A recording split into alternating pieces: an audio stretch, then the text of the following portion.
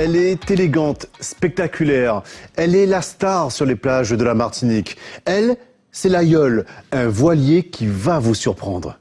La Yole de Martinique, c'est d'abord une embarcation utilisée autrefois par les marins-pêcheurs pour partir en mer. Ce canot en bois comportait pour seul élément de navigation une voilure et une pagaie. La coque de la Yole est en bois massif. La taille maximum autorisée est de 10,50 m.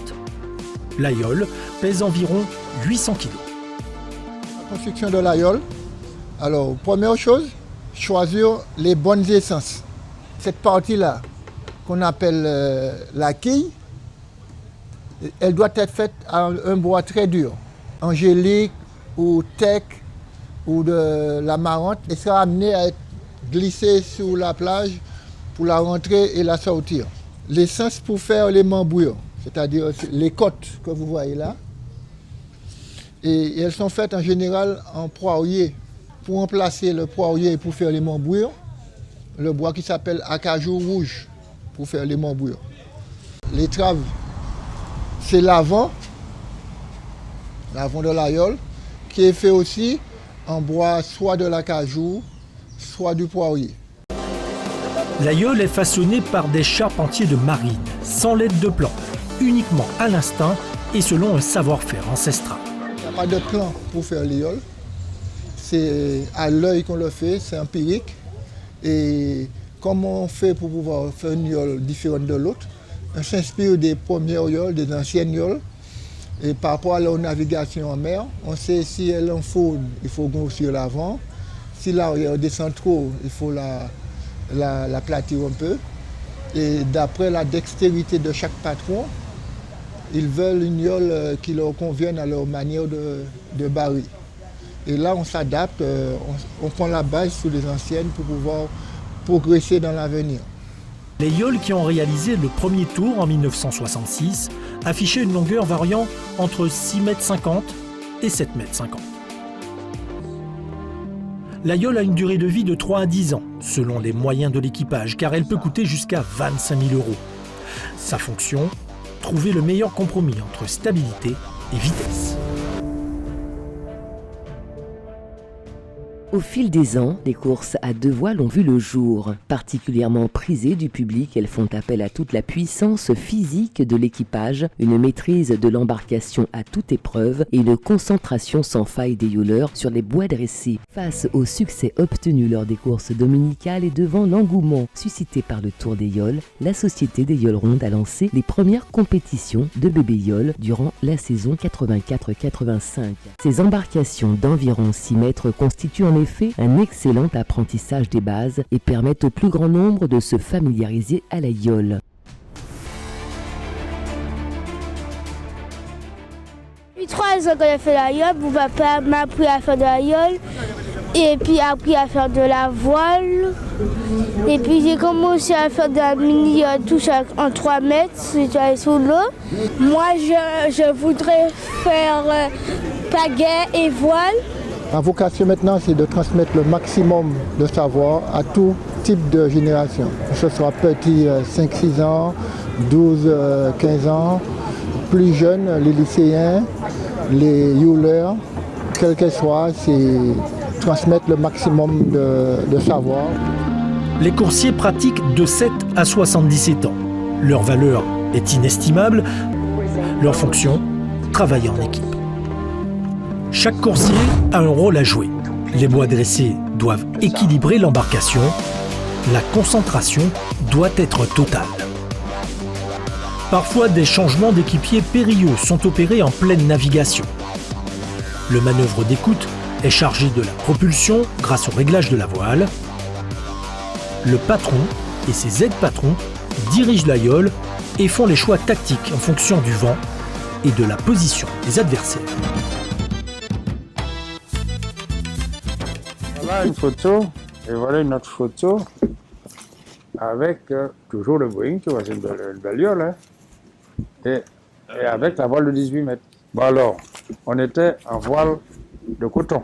Mais quand j'ai commencé à faire c'était pendant la guerre, c'était des sacs de farine que maman cousait pour moi, et je ralinguais les voiles, chose qu'on ne fait même plus à présent.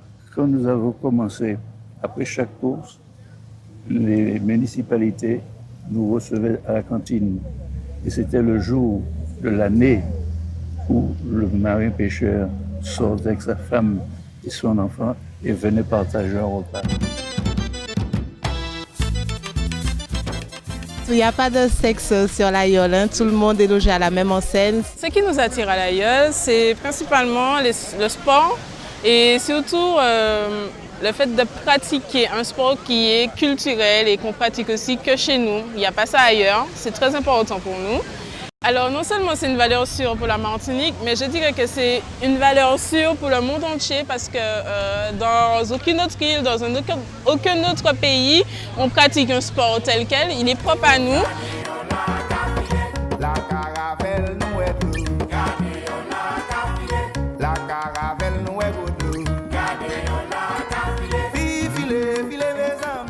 Le Tour des Yoles Rondes de Martinique ne s'improvise pas. Les coursiers aguerris s'entraînent tout au long de l'année. Ils accomplissent de véritables prouesses physiques et techniques durant la compétition.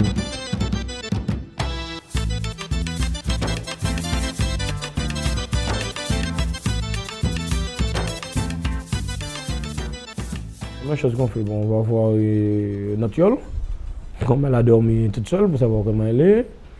Après, on fait un point météo pour savoir éventuellement les choix qu'on peut faire en voilure. On a un petit noyau qui se réunit. On discute de la météo, du parcours, tout ça, les difficultés du parcours, pour savoir éventuellement quelle voile qu'on peut mettre, quel équipage qu'on peut faire. Jodi a tout a commencé. Bah là red jodi. Mais on ne peut pas mettre de pression là nous quand même les gars. Nous habitués faire. L'autre jour nous fait bien 75. Jodi a nous fait bien 54 parce que bon nous plus long. Mais quand plus travail, nous plus travail. Chaque monde a fait travail sereinement et puis monsieur pas ni moins pour ne pas passer.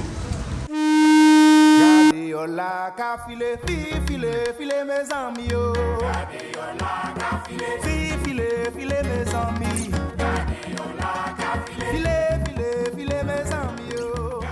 Nous approchons du rocher du diamant. Les choses sérieuses commencent, même si le rocher du diamant, la mer est belle, mais il y a un vent intéressant. Très bien, Rosette Orange est toujours en tête.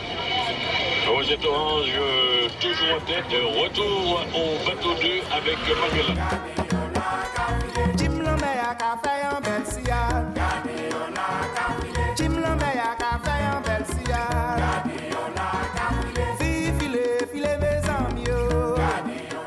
Alors, l'association Écomobile existe depuis 2008 et elle a pour but de sensibiliser la population, notamment sur la valorisation des déchets et aussi tout ce qui est lié à la mobilité durable. Nous travaillons à partir de voiles de yole, notamment les yoles usagés. Alors ça nous permet à la fois de créer des objets innovants, hein, des sacs, des trousses, tout à fait en lien avec le développement durable, notamment l'économie circulaire, puisqu'on est aussi dans la valorisation des déchets. Que l'Aïol soit reconnu effectivement au patrimoine de l'UNESCO, c'est une bonne chose, c'est une excellente chose pour la Martinique, dans la mesure où c'est un sport, c'est une animation au niveau du territoire qui est extrêmement populaire. Quand on sait que sur chaque étape par exemple du Tour, on a pratiquement 30 à 50 000 personnes, on a à peu près 10 000 personnes en mer.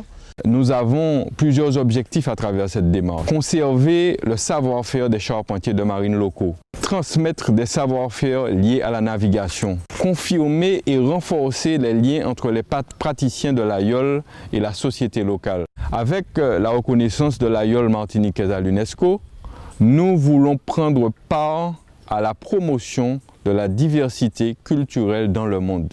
Avec les couleurs, je vois comment c'est magnifique. C'est extraordinaire. Je ne m'attendais pas du tout à ça. Je savais qu'il y avait des couleurs, mais à ce point, et une ambiance, vraiment, ça laisse sur le derrière.